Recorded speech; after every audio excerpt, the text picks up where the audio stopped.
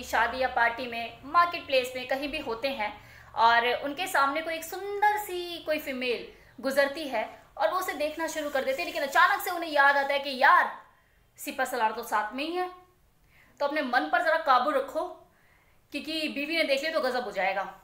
और कई बार ऐसा भी होता है कि जो बीवी होती है वो देख ही लेती है, उन्हें रंगे हाथों पकड़ लेती है कि हाँ किसे देख रहे थे तुम। तो ऐसे में वो अपने मन को मसोच से के रह जाता है और बहाने भी बनाना शुरू कर देता है, बगले झांकने शुरू कर देता है। बोलता है कि मीठी मीठी मुस्कुराहट से कि यार ऐसी थी वैसी थी, क्या उटपटांग से कपड़े पहने हुए थे, कुछ समझ ही नहीं आ रहा था, मैं तो बस ऐसे ही देख रहा था। चाहे मन में उसके ये हो रहा हो कि यार अगली ने तो दिन बना दिया, क्या लग रही थी, क्या फिगर था, क्या ड्रेसिंग स्टाइल था। होता है नहीं होता है, अक्सर होता है। अब हस्बैंड भी सोचता है यार आज तो मेरी चोरी पकड़ी गई, और जिसने पकड़ा है वही पुलिस है, वही जज है, वही कोर्ट है, वही जल्लाद है, और आपको फैसला भी तुरंत सुनाया जाएगा।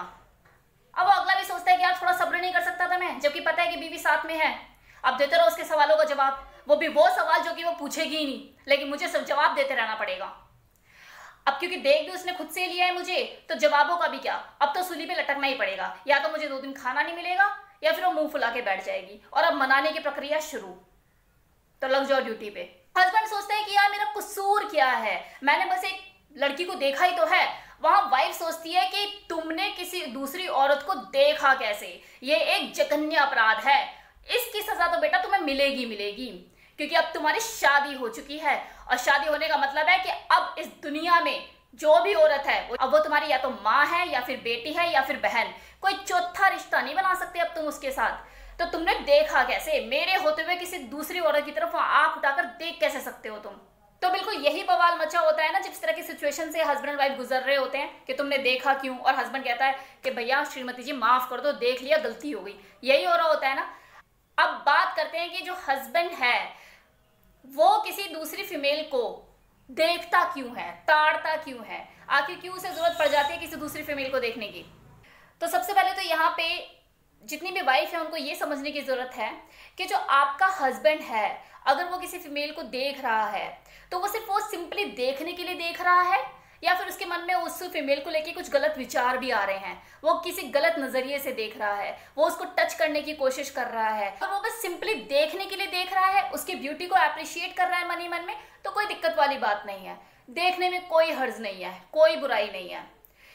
अब देखने में बुराई क्यों नहीं है इसके ऊपर बात करते हैं। तो डियर, जब नेचर ने ये 2 चीजें बनाई, मर्द और औरत, तो ये सिस्टम उसने डालकर भेजा कि मेल फीमेल की तरफ अट्रैक्ट होगा ही होगा, और जो फीमेल है वो मेल की तरफ अट्रैक्ट होगी ही होगी। अब प्रजाति चाहे कोई भी हो, चाहे इंसान, चाहे जानवर, चाहे सूक्ष्म से सूक्ष्म जीव, चाहे बड़े से बड़ा जीव, मेल और फीमेल है तो वो अट्रैक्ट एक दूसरे की तरफ होंगे ही होंगे, इसे आप रोक नहीं सकते। तो पहले तो आपको माइंड में ये चीज समझनी चाहिए कि अगर आप अपने हस्बैंड को बोलते हो कि किसी और को ना देखे, तो कहीं ना कहीं आप नेचर को चैलेंज कर रहे हो, आप वो चीज एक्सपेक्ट कर रहे हो उससे जो कि पॉसिबल ही नहीं है। हो सकता है कि एक बार को आपका मन रखने के लिए वो उसे 2-3 उल्टी सीधी बातें भी बोल दे कि यार क्या है, क्या बनी हुई है, कैसी लग रही है, उठपटांग से कपड़े पहने हुए हैं, लेकिन 24 घंटे तो आप उसके साथ नहीं होते ना। आपकी एब्सेंस में उसे देखेगा ही देखेगा, उसे नहीं देखेगा किसी और को देखेगा, लेकिन देखेगा। यह अट्रैक्शन है, इसे आपको समझना होगा। कोई भी मेल फीमेल जो कि मेंटली और फिजिकली फिट हैं वो एक दूसरे की तरफ अट्रैक्ट होंगे ही होंगे, आप इसे रोक नहीं सकती। इस चीज का हमेशा ध्यान रखिए कि दुनिया में इमारतों की कमी नहीं है, लेकिन फिर भी लोग ताजमहल देखने के लिए जाते हैं, लोग बुर्ज खलीफा पे जाते हैं, वहां बुर्ज खलीफा की सबसे ऊंची चौड़ाई पे जाके फोटो खिंचवाते हैं। क्यों? क्योंकि इन इमारतों में कुछ स्पेशल है। तो ऐसा नहीं है कि अगर कोई मेल किसी फीमेल को देख रहा है तो वो हर किसी को देखता है, हर किसी की तारीफें करना शुरू कर देता है। वो उसी को ही देखेगा जिसमें कुछ स्पेशल होगा, कुछ यूनिक होगा, कुछ अलग हटकर होगा। आप खुद अपने दिल पे हाथ रख के पूछिए, वो भी ऑनेस्टली, कि आपके हस्बैंड ने जिस औरत को देखा या जिसको वो देख रहा था, क्या उसमें कुछ अलग हटकर नहीं था? क्या वो कुछ यूनिक नहीं थी? कुछ भी यूनिक हो सकता है, क्या पता उसकी ड्रेसिंग स्टाइल बहुत अट्रैक्टिव हो, क्या पता कुछ ऐसा उसके अंदर हो जो कि बहुत ही अट्रैक्टिव हो, कुछ भी हो सकता है। ब्यूटीफुल हो सकती है, कॉम्प्लेक्स बहुत फेयर हो सकता है, उसका स्किन उसकी काफी अच्छी हो सकती है, ग्लो कर रही हो, कुछ भी हो सकता है ना। तो ऐसे में क्या आपका खुद ध्यान नहीं गया होगा उसके ऊपर? तो इससे ये बात साफ हो जाती है कि जब वो फीमेल आपका अट्रैक्शन खींचने की हिम्मत रख सकती है, तो क्या वो आपके हस्बैंड का अट्रैक्शन खींचने की हिम्मत नहीं रख सकती? लेकिन आप देखें तो कोई दिक्कत नहीं, लेकिन आपका हस्बैंड ना देखे। आपके अंदर वाव फीलिंग आई उसको लेकर कोई दिक्कत नहीं, लेकिन आपके हस्बैंड के अंदर वाव फीलिंग नहीं आनी चाहिए क्योंकि वो मेल है। अब बात करते हैं फीमेल की। ये जितनी भी वाइफ होती हैं, जब शादी का सीजन आता है जैसे कि अभी आ गया है, तो क्यों इतनी मशक्कत करती हैं, क्यों इतनी प्रिपरेशन करती है 10 दिन पहले कि यार मेरा ड्रेस ऐसा होना चाहिए, एकदम अलग हटकर होना चाहिए, मैं मेकअप आर्टिस्ट ऐसी रखूंगी। आप भले 5,000 रुपए ले ले, लेकिन मेकअप ऐसा होना चाहिए जैसे किसी और का ना हो, बिल्कुल ऐसा हीरोइनों जैसा। तो मैं बिल्कुल अलग लगूं, बिल्कुल अलग दिखूं, बिल्कुल यूनिक दिखूं। क्या इतनी मेहनत वो सिर्फ अपने हस्बैंड को दिखाने के लिए कर रही होती है? बिल्कुल नहीं। उसका भी मन होता है कि जब मैं शादी में जाऊं, मैं कहीं भी जाऊं पार्टी में, तो मैं छा जाऊं, 10 मेल मेरे को देखें, 10 फीमेल मुझे देखें और देखते ही रह जाए, मेरे बारे में बातें हो, मेरी ड्रेसेस के बारे में बात हो, मैंने क्या पहना हुआ है, मेरी ज्वेलरी के ऊपर बात हो, मुझे देख के लोग पागल हो जाएं। तो आपकी खुद की सोच ये होती है कि जब मैं किसी पार्टी में जाऊं तो 4 लोग मुझे देखें, मैं अट्रैक्शन का कारण बनूं। तो वही चीज है, अगर आपके हस्बैंड ने किसी दूसरी औरत को देख लिया और उसके बारे में कुछ अच्छा बोल दिया कि यार अच्छी लग रही है, शी इज गुड लुकिंग, तो जघन्य अपराध हो गया।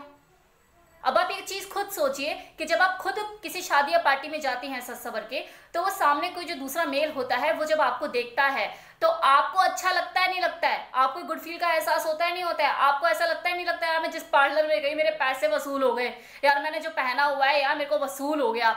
मतलब कि आप उस फीलिंग को एंजॉय करती हो या नहीं करती हो? झूठ मत बोलना, क्योंकि एप्रिसिएशन ऑफ ब्यूटी, ये जो हर औरत की चाह होती है, ये उसका खाद पानी होता है, उसकी ब्यूटी में 4 चांद लगाती हैं। तो हर औरत चाहती है कि हाँ 4 लोग मुझे देखें अगर मैंने कुछ पहना है। अगर किसी ने उसको नहीं देखा तो उसे अपने ऊपर डाउट हो जाता है कि यार सही में मैं अच्छी लग भी रही हूँ नहीं लग रही हूँ। इनफैक्ट वो अपने हस्बैंड को बोलती है मैं अच्छी नहीं लग रही क्या? अब दूसरी चीज यहाँ पे ये समझने की है कि इस धरती पर जितने भी लोग एग्जिस्ट करते हैं उन सब में ही ये होड़ लगी हुई है कि मैं किसी दूसरे से अलग कैसे लगूं, मैं सबसे यूनिक सबसे डिफरेंट कैसे लगूं।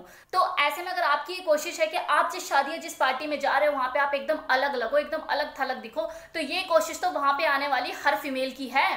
तो जो ज्यादा अलग थलग होने में कामयाब हो जाएगा वो अट्रैक्शन खींच लेगा। अब इससे क्या फर्क पड़ता है जो अट्रैक्शन खींचने वाली है वो आप हो या कोई दूसरी फीमेल है? क्या पता उसने ज्यादा मेहनत करी हो, नेक्स्ट टाइम आप उसे बीट कर देना, आप ज्यादा मेहनत कर लेना, पार्लर थोड़ा अच्छा बुक कर लेना, इतना ही हो सकता है ना।